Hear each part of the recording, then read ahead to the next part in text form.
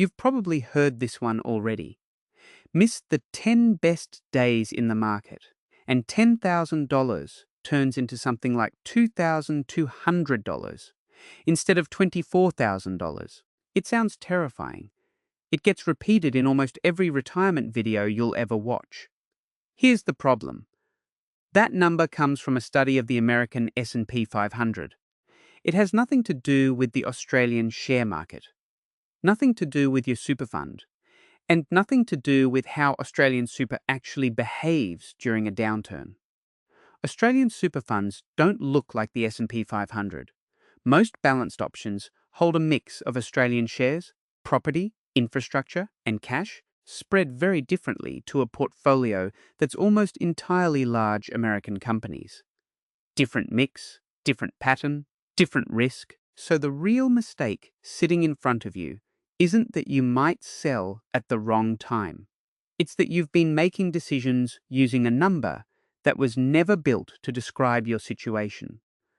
Let me show you what actually happened to Australian investors in the 1970s and why it still shapes the choices you're making with your super today. In January 1972, the Australian share market hit a high that wouldn't be seen again for a full decade. By September 1974, it had fallen nearly 60% in nominal terms. Once you account for the inflation raging through that period, the real loss to anyone holding shares was closer to 67%.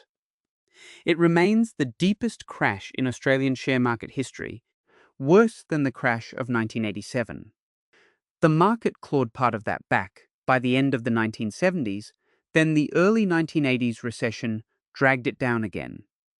It wasn't until 1982 that the market was finally durably above that 1972 peak. That's roughly 10 years where a lump sum sitting in Australian shares went nowhere, and at several points looked like it never would again. If you've ever thought about switching your super to cash because you saw one of those missing best days charts, you're not being foolish. You're reacting to information dressed up as universal truth that was actually describing a completely different market on the other side of the world at a different point in history. Picture $100,000 sitting in Australian shares in January 1972. By September 1974, that balance is down to roughly $40,000. Someone who held on through the recession, the false recovery, and the second downturn eventually got back to even by 1982. Someone who panicked in 1974 and moved to cash locked in that loss, and often stayed in cash long enough to miss most of the recovery that followed. Same market, same decade, two completely different outcomes. The difference wasn't the crash. It was what each person did in the middle of it. I used to quote that missing best days number myself in earlier videos because it sounded like solid research. Then I actually looked at what Australian shares did in the 1970s and realized I'd been repeating a statistic that had nothing to do with the people watching this channel. That's an easy mistake to make and an easy one to fix once you know it. It also explains why some of the advice you've read doesn't quite fit your own experience. If your fund holds a heavy weighting in Australian shares, property, and infrastructure, its worst stretches simply don't line up with a chart built from American history. Knowing your own market's actual worst decade is more useful than memorizing someone else's. Market timing panic is the dramatic mistake, the one that makes for a good headline. It's not actually the one costing most people the most money. There's a much quieter one, and it's been taking a bite out of your balance every year, whether the market goes up, down, or sideways. If you've never turned to the fees page of your super statement and actually read it, you're in good company. Most people haven't. Super funds aren't exactly rushing to make that page easy to find because an easy comparison is bad for business. Fees on your super usually stack in layers. There's an administration fee, an investment fee, and sometimes a separate advice fee, and they're normally shown as a percentage, not a dollar figure. A number like 0.9% sounds small. It doesn't feel like much, But a percentage on a growing balance stops looking small once you sit with it for 20 years. Say you've got $400,000 in your super. One fund charges 0.95% a year, which works out to $3,800. A very similar balanced option at a different fund charges 1.45%, or $5,800. That's a $2,000 gap every single year. Left invested at a modest 6% return, that gap alone compounds out to roughly $73,000 by the time you retire. Same balance, same market, same investment choices. Only the fee changed. Why does this happen? Mostly because funds are counting on inertia. Switching super feels complicated, so people put it off, even when the numbers say they shouldn't. Nobody is trying to trick you specifically. The system is simply built so that doing nothing is easier than doing the sums. And the closer you get to retirement, the more that gap matters, because your balance is at its biggest right when the fee percentage bites hardest. A 1% difference on a $50,000 balance in your 30s is background noise. The same 1% on $400,000 or $500,000 in your late 50s is a genuinely large number every single year, for as long as that money stays invested. It's worth saying plainly that paying a fee isn't the problem on its own. Fees pay for investment management, administration, sometimes insurance you actually want. The problem is paying a higher fee than a similar fund charges for a similar or worse result, without ever checking whether that's what's happening in your case. Now here's where it gets personal. That $73,000 you might be losing to fees is roughly the same size gap you could close by contributing more into your super. But if you're 58 or 60, making extra contributions isn't as simple as the standard advice makes it sound. There's a second number involved that most of that advice completely ignores. The standard advice is always the same. Put more into your super. Salary sacrifice. Use your concessional cap. On paper, it looks like straightforward free money because contributions are taxed at 15% instead of your regular income tax rate. But if you're getting close to claiming the age pension, that advice can quietly work against you. The assets test looks at what you and your partner own outside the family home. For a home-owning couple, the full pension applies while your combined assessable assets sit under $499,000. Above that line, the pension reduces by $3 a fortnight for every extra $1,000 of assets until it eventually cuts out completely. Push an extra $30,000 into your super, and if that tips you over the threshold, you could be looking at a reduction of around $90 a fortnight. That works out to about $2,340 a year, every year, for as long as you're on a part pension. Compare that to the one-off tax saving on the contribution itself. And for a lot of people approaching retirement, the pension reduction wins by a wide margin, year after year. If you're 55 to 65 and you've been wondering whether extra super contributions actually help you or quietly cost you age pension entitlements, that's exactly the kind of question this channel exists to answer. Subscribe now, because a follow-up video is coming on contribution strategies that don't put your pension at risk. You are not lazy for not making extra contributions, and you're not behind for not knowing this. Most of the advice written about super contributions was written with someone 20 years younger in mind, still decades away from the pension, where this trade-off never even comes up. The steadier approach is working out your full retirement income, super plus age pension together, rather than trying to maximize your super balance on its own.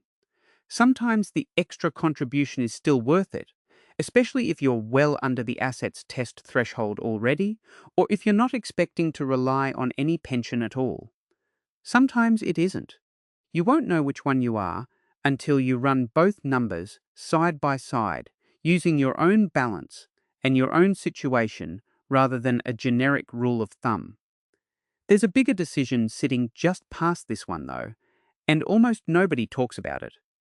It comes down to exactly when you switch your super from growth phase into a pension, and it can move hundreds of thousands of dollars either way. There's a cap on how much of your super you can move into a tax-free pension account. From the 1st of July, 2026, that cap sits at $2,100,000. Move more than that into pension phase, and the excess stays in the accumulation account, where earnings are still taxed. Start your pension too early, and you might lock in a lower cap before the next indexation lifts it.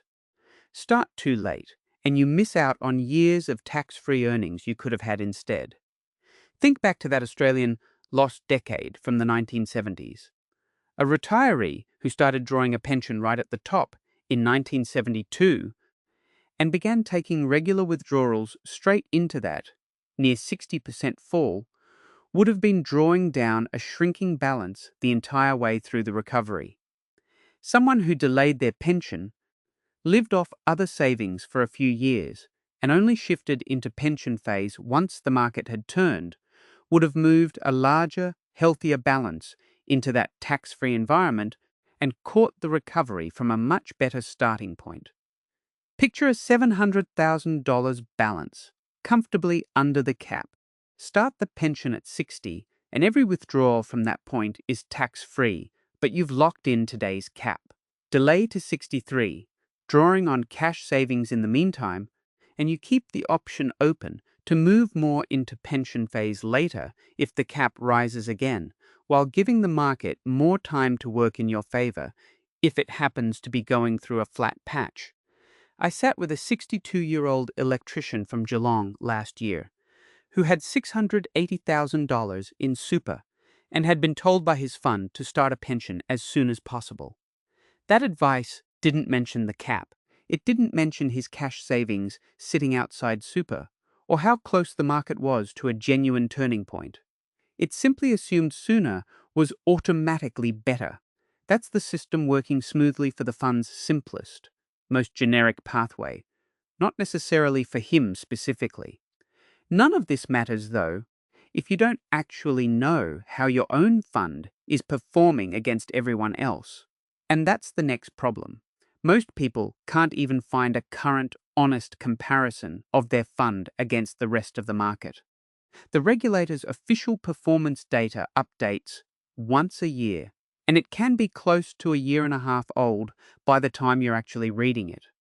That's not much use if you're trying to make a decision about your fund's fees or performance right now. Markets move, fund managers change, and a fund that looked strong 18 months ago can already be sitting somewhere quite different today.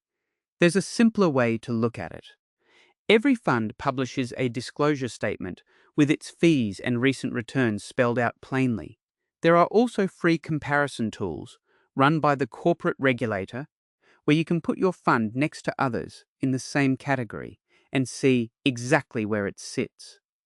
The number worth chasing isn't just the 5-year return. It's the return compared to how much risk the fund took to get there, sometimes called a risk-adjusted return. A fund returning 7% by taking on far more risk than its peers isn't necessarily better than one returning 6.5% more steadily. As a rough guide, a fund sitting well above its category average on a risk-adjusted basis is doing its job properly. One sitting well below average is taking on risk without being paid for it. So the practical version looks like this. Find your fund's 5-year return and fee. Compare both against the median for funds in the same category, balanced, growth, or whatever option you're actually in. If your fund is below the middle on return and above the middle on fees, that's a fund working against you on two fronts at once, not just one. If it's above the middle on both, you've got a genuinely reasonable case for staying exactly where you are. And that's a perfectly good outcome too. Doing this once properly is enough. You don't need to repeat the exercise every few months. A yearly check around the time your statement arrives is plenty to know whether your fund is still earning its place. Now here's the behavioral trap. Even after seeing all of this laid out clearly, most people will still do nothing. There's a very specific, very human reason for that, and every single person watching this has felt it. There's a name for it: status quo bias. People generally prefer the situation they're already in, because changing it opens up the possibility of regret, and regret feels worse than an ongoing cost we've already gotten used to. You know the feeling. You open the super statement. You look at the fees. You think, I should really do something about this. Then life happens. Maybe it's the council rates notice that landed the same week, or the car needing new tyres before RAGO renewal. The statement goes back in the drawer. 6 months later, you open another one, feel that same small twinge of guilt, and put it away again. This isn't laziness. It's a completely normal response to a genuinely complicated decision made worse by funds that don't exactly make switching quick or obvious. Nobody watching this is failing some test the rest of the population is passing. Most people carrying the exact same statement in the exact same drawer feel precisely the same way about it. Here's a smaller way through it. Don't try to compare every fund in the country, and don't go hunting for the mathematically perfect option. Just ask one question. Is my fund in the top half for performance over 5 years, with fees below the middle of the pack? If the honest answer is no, moving to a low-fee balanced option with a solid track record covers most of the benefit without needing a perfect decision behind it. That one shift, on its own, closes most of the gap between where you are now and where a slightly more engaged version of you would be. It doesn't require becoming a different person. It just requires one decision instead of an ongoing search for the perfect one. Before you do anything else, there's one more mistake sitting quietly in the background for a lot of people, and it takes about 15 minutes to fix. Around 4 million Australians currently hold more than one super account, usually left over from old jobs, and most of them didn't choose that on purpose. It just happens when you change employers, and a new account gets opened by default. Each extra account usually carries its own administration fee, somewhere around $70 to $120 a year, and very often a default life insurance policy you never actually applied for. Premiums on that kind of automatic cover tend to climb noticeably once you're past your mid-50s, sometimes running several $100s a year for cover you may not need or even know you have. Add an unwanted $70 admin fee to a few $100s in premiums you never asked for, and in any single year that's not a huge amount. Carried for 10 years or more, sitting outside your main balance instead of growing inside it, that can easily turn into $10,000 to $15,000 you'll never get back. Checking this takes about 15 minutes. The tax office can show you every super account attached to your name in one place, and from there it's a matter of calling each fund, asking exactly what insurance you're paying for and whether you actually need it, then consolidating what's left into the account you're keeping. That 15-minute check could be worth thousands of dollars by the time you retire. If that's useful, subscribe, because next week's video walks through exactly how to do that consolidation step by step. So here's where that leaves you. The missing best days number you keep hearing doesn't describe your Australian super, and panicking over it can cost you more than the thing it warns you about. Fees quietly cost you money in every kind of market. Extra contributions aren't automatically a good idea once the age pension is part of the picture. When you start, your pension can move hundreds of thousands of dollars. You can compare your fund properly in a few minutes once you know what to look for. One small behavioral shift covers most of the benefit, even without a perfect decision. And duplicate accounts are often the easiest fix of all.